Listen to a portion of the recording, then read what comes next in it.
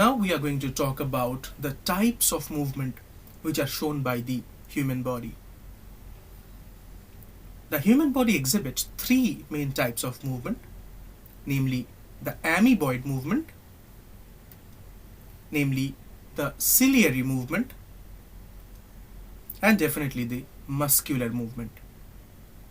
So these three are the main types of movements which we see in human beings.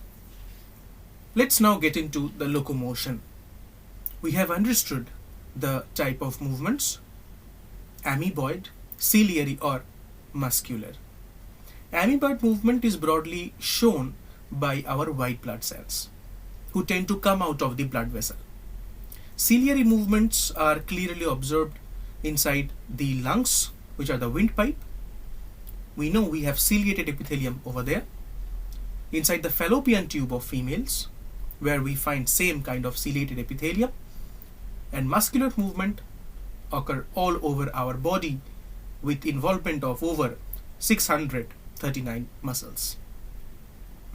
Let's now understand how the combined movement of the body organs cause locomotion, not only in human beings but into the millions of species in kingdom Animalia.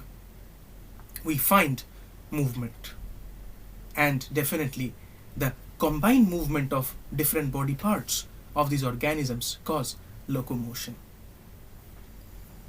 So locomotion can be defined as a complex process which require a perfect coordinated activity of muscular, skeletal and neural systems of the body. So three important systems of the body, namely the muscular system, the skeletal system and definitely the neural system. These three systems need to work in a coordinated fashion to ensure that locomotion occur properly in us. So let's now understand the different forms of locomotion. The first form is definitely the simplest one, and it is walking. Thereafter we find creeping, which is observed in earthworm and lizards, who creep and don't walk. That is, they depend on two pairs of limbs. And definitely in case of earthworm, there is no distinct development of limbs, but they have other sort of locomotory organ, which we are going to talk about later on. Cursorial movement, that is broadly the running movement. This sort of movement is visible in horses and the flightless birds, such as the kiwi, emu, ostrich, and so on.